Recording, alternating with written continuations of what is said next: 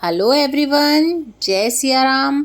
आप सभी लोगों का बहुत बहुत स्वागत है हमारे चैनल में, जहां पर आपको देखने को मिल जाती हैं हिंदू धर्म से रिलेटेड सभी पाठ पूजा, दान धर्म और घर गृहस्थी से रिलेटेड वीडियोस। और आज की इस वीडियो में हम लोग देखेंगे कि वट सावित्री के व्रत में हमें क्या क्या सामग्री चाहिएगी पूजा करने के लिए। तो चलिए वीडियो को शुरू कर लेते हैं। तो देखिए, अगर आप घर पर ही पूजा कर रहे हैं तो आपको इस तरीके से बड़ के पेड़ की यानी कि वट वृक्ष की टहनी चाहिए होगी। तो देखिए, इस तरीके की टहनी ले लीजिएगा आप। इसमें कम से कम 7 पत्ते होने चाहिए और ज़्यादा से ज़्यादा आप 11-21 कितना भी बड़ा मतलब टहनी ले सकते हैं। और अगर आप बाहर जाके पूजा कर रहे हैं तब तो आप पेड़ के नीचे बैठ के ही करेंगे, तब आपको टहनी तोड़ने की ज़रूरत नहीं पड़ेगी। लेकिन अगर आप घर पे लाके पूजा कर रहे हैं तो आप इस तरह से टहनी ले आएँ।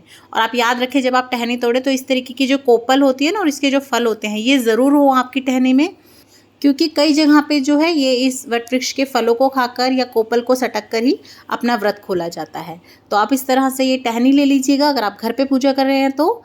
उसके बाद हम थाल तैयार कर लेंगे। तो देखिए, एक थाल ले लेंगे हम और इसमें हम कुछ सामग्री रख लेंगे। अगर आप पहले से ही अपनी पूजा की थोड़ी तैयारी कर लेते हैं तो फिर जिस दिन पूजा करते हैं ना उस दिन हड़बड़ाहट भी नहीं रहती है और आपका जो है ना काम आसान हो जाता है। तो देखिए, सबसे पहले हमें गेहूँ लेने होते हैं। तो देखिए, यहाँ मैंने गेहूँ ले लिए हैं। और अगर आप गेहूँ ले सकते हैं, आपके पास हैं तो आप ज़रूर लें, नहीं तो आप बाजरा या कोई और धान भी ले सकते हैं, यानी कि अनाज। वैसे हमारे यहाँ पे जो है ना मोस्टली गेहूँ ही लिया जाता है। तो यहाँ मैंने गेहूँ ले लिए हैं। उसके बाद ये देखिए, भीगे हुए चने लिए जाते हैं। इन्हें 1 दिन पहले या 2 दिन पहले से भिगो के अंकुरित कर लिया जाता है और ये चढ़ाए जाते हैं। तो हम ये ले लेंगे। अगर ये नहीं है तो जो सफ़ेद वाले छोले आते हैं, छोले चावल वगैरह के साथ बनाते हैं हम भटूरों के साथ, आप वो भी ले सकते हैं। तो उन्हें भी आपको 1 दिन पहले भिगो लेना है।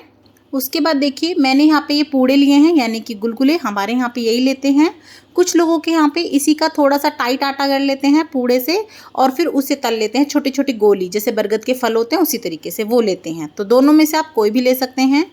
और उसी के साथ मैंने यहाँ पे ले लिए हैं पताशे। तो आप चाहें तो पताशे स्किप भी कर सकते हैं या फिर आप चाहें तो गुलगुले और पताशे दोनों भी ले सकते हैं।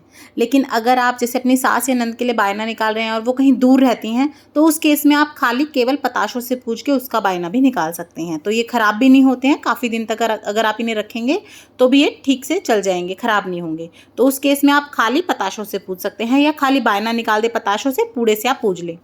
उसके बाद देखिए, हमने यहाँ पे चंदन ले लिया है और साथ में हमें तिलक करने के लिए रोली चाहिएगी। तो आप रोली या कुमकुम ले लें। और आज के व्रत में हल्दी से तिलक करना भी बहुत ज़रूरी होता है, तो आप हल्दी ज़रूर लें। आप चाहें तो चंदन स्किप कर सकते हैं, खाली हल्दी भी ले सकते हैं। और ये देखिए, अब मैंने ले लिए हैं चावल। और जैसा कि मैं आपको बताती हूँ, चावल हमेशा आपके जो है ना साबुत होने चाहिए, अक्षत। और उसी के साथ साथ यहाँ पे मैंने ये ले लिया है जनेऊ। तो देखिए, ये जनेऊ है, ये हम वट वृक्ष पे चढ़ाते हैं। अगर आपके पास ये नहीं है तो आप कच्चे सूत से भी जनेऊ बना के जो है वट वृक्ष पे चढ़ा सकते हैं। देखिए, ये होता है कच्चा सूत और इसी से हमें परिक्रमा भी करनी होती है। तो आप चाहें तो इसी से कच्चा सूत जो है ना 7 बार हाथों में लपेट के इसी से आप जो है जनेऊ बना के भी चढ़ा सकते हैं या अलग से जनेऊ भी ले सकते हैं।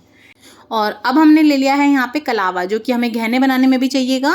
और अगर आपको कच्चा सूत नहीं मिलता है तो कोई बात नहीं, आप कलावे से ही परिक्रमा भी कर सकते हैं अपनी, आप उसी से पूज भी सकते हैं क्योंकि ये भी कच्चे सूत से ही बनता है।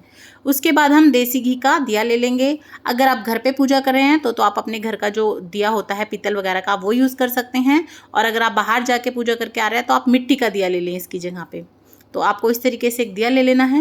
उसके बाद देखिए, आप घर के गमले की मिट्टी से छोटे से इस तरीके से जो है गौर गणेश बना सकते हैं।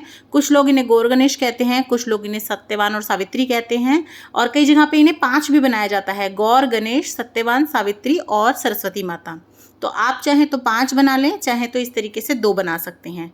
तो ये बना लिए हैं हमने इस तरीके से। उसके बाद आपको फल चाहिए होते हैं। और क्योंकि जेठ का महीना है, उसमें जो है ना खरबूजे का यानी कि कचरे का विशेष महत्व होता है, इसके दान का भी। तो यहाँ पे मैंने कचरा यानी कि खरबूजा ले लिया है और साथ में ले लिया है आम, सीजनल फ्रूट कोई भी ले सकते हैं आप। और उसके साथ साथ हमने 1 लोटा जल ले लिया है। और जो ये फ्रूट लेंगे आप, तो आप पेड़ पे चढ़ाने के लिए अलग से लें और जो मिनस के देंगे अपनी सास वगैरह को वो अलग से लें। 2-2 ले लें यानी कि। उसके बाद देखिए, यहाँ पे ये मैंने पंखा ले लिया है, यानी कि इस तरीके से बीजना भी बोलते हैं इसको। ये ले लेंगे हम वट सावित्री के व्रत में, ये भी ज़रूर चाहिए होता है हमें। तो ये मैंने यहाँ पे बीजना ले लिया है यानी कि पंखा ले लिया है इस तरीके का। उसके बाद आपको जो है ना मिनसने के लिए, यानी कि जो भी आपके बड़े रिश्ते होते होंगे, सास या नंद, उनके लिए आपको साड़ी देनी होती है। आप चाहें तो साड़ी लें, नहीं तो आप ब्लाउज़ पीस भी ले सकते हैं। तो देखिए यहाँ पे मैंने साड़ी ले ली है। इस तरीके से आप साड़ी ले लें, या वो सूट पहनते हैं तो आप उन्हें सूट भी दे सकते हैं, ताकि जो जिसको भी आप दे रहे हैं वो जो पहनता है आप वो दें, ताकि वो पहन सकें। और उसी के साथ साथ हमें कुछ सुहाग का सामान चाहिएगा। तो देखिए आप बेसिक चीज़ें तो ज़रूर ले लें, 16 चीज़ें लेना चाहें तो अच्छी बात है, नहीं तो आप चूड़ी, मेहंदी, रोली वगैरह बेसिक चीज़ ले लें 5-7, और उसके साथ हम कुछ दक्षिणा ले लेंगे। तो ये देखिए इस तरीके से मैंने दक्षिणा भी ले रख ली है। और इस तरह से अगर आप पहले से ही अपनी पूजा की तैयारी कर लेते हैं तो आप कुछ भूलेंगे भी नहीं, और जो है ना हड़बड़ी में आपका जो है कुछ छूटेगा भी नहीं। तो इस तरह से ये कुछ सामग्री थी जो हमें वट सावित्री यानी कि बरसाती मावस की पूजा वाले दिन चाहिएगी। तो वीडियो आपको कैसी लगी मुझे ज़रूर बताइएगा कमेंट करके, और इसी तरह की और वीडियोस देखने के लिए मेरे चैनल प्रीटी कॉर्नर को सब्सक्राइब ज़रूर कर दें। और अगर वीडियोस पसंद आ रही हों, चैनल अच्छा लग रहा हो, तो कमेंट बॉक्स में जय सिया राम लिखना बिल्कुल ना भूलें। और इसकी पूजा विधि की वीडियो भी आपको मेरे चैनल पे मिल जाएगी। साथ ही में इस दिन कही जाने वाली कथा की वीडियो भी आपको मिल जाएगी, तो उन्हें भी आप ज़रूर देखें। देखने के लिए बहुत बहुत धन्यवाद। जय सिया राम।